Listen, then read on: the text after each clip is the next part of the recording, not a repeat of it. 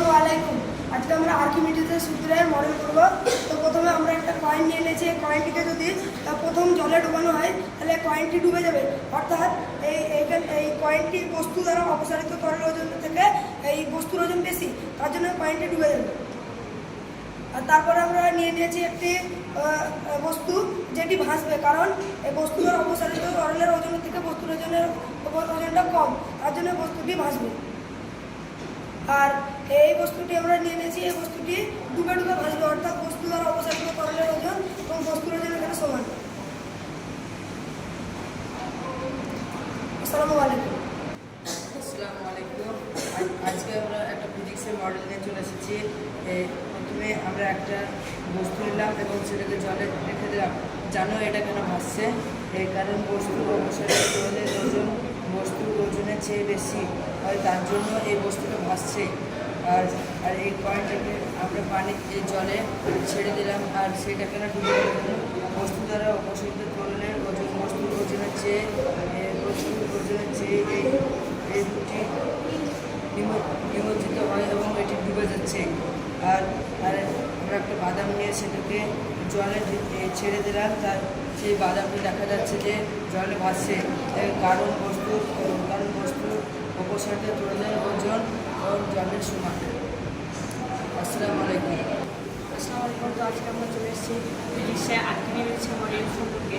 তো এই বস্তুটাকে আমরা জলে ছেড়ে দেবো, সেই বস্তুটি ভাসছে।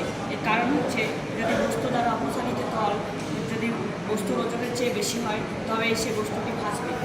এবং তার দ্বিতীয় সত্য হলো এই কয়েনটাকে আমরা জলে ফেলে দিলাম, কয়েনটা নিচে চলে গেল। কারণ হচ্ছে বস্তুর অপসারিত তরলের ওজন যদি বস্তুর চেয়ে কম হয় তাহলে সেই বস্তুটি নিচে নেমে যাবে বা ডুবে যাবে। এবং একটি আমরা বাদাম নিয়েছি, যেটিকে জলের মধ্যে দিয়ে দিলাম, এটি দেখা যাবে যে এটি ডুবে ডুবে ভাসছে। তার কারণ হলো বস্তু দ্বারা যদি অপসারিত তল সমান হয় এবং বস্তুর ওজন যদি সমান হয় তাহলে সেই জিনিসটি ভাসবে। আসসালামু আলাইকুম। লাইক করো।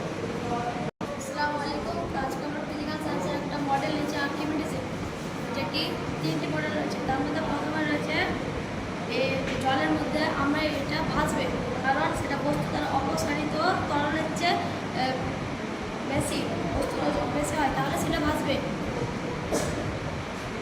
আর 2 নম্বর সত্য হলো বস্তু দ্বারা অপসারিত তরলের ওজন চেয়ে কম, বস্তুর ওজনের চেয়ে এই সত্য নির্মিত হবে, অর্থাৎ ডুবে যাবে। আর 3 নম্বর সূত্রটি হলো বস্তু দ্বারা অপসারিত তরলের ওজন সমান, যদি ওজনের সমান হয় তাহলে সেটা ডুবে ডুবে ভাসবে। এটা আসসালামু আলাইকুম। আসসালামু আলাইকুম। আজকে আমরা নিয়ে চলে এসেছি একটা আর্কিমিডিসের মডেল। এখানে আমরা দেখতে পাচ্ছি যে একটা কয়েন, সেটাকে আমরা পানিতে ডোবালাম, সেটা ডুবে যাবে। কারণ আমরা জানি যে বস্তু দ্বারা অপসারিত তরলের চেয়ে বস্তুর ওজনটা একটু বেশি, তার জন্য বস্তুটা ডুবে যাবে। এবং এখানে আমরা দেখতে পাচ্ছি যে একটা বস্তু, সেটাকে আমরা ডোবালাম তরলে এবং সেটা ভাসবে, কারণ সে বস্তু দ্বারা অপসারিত তরলের চেয়ে বস্তুর ওজন কম, তার জন্য বস্তুটা ভাসছে। এবং তারপরে আমরা চলে এসেছি যে একটা বাদাম, সেটাকে আমরা ডোবালাম এবং সেটা আমরা দেখতে পারবো যে এই বাদামটা কেন ভাসছে জানো?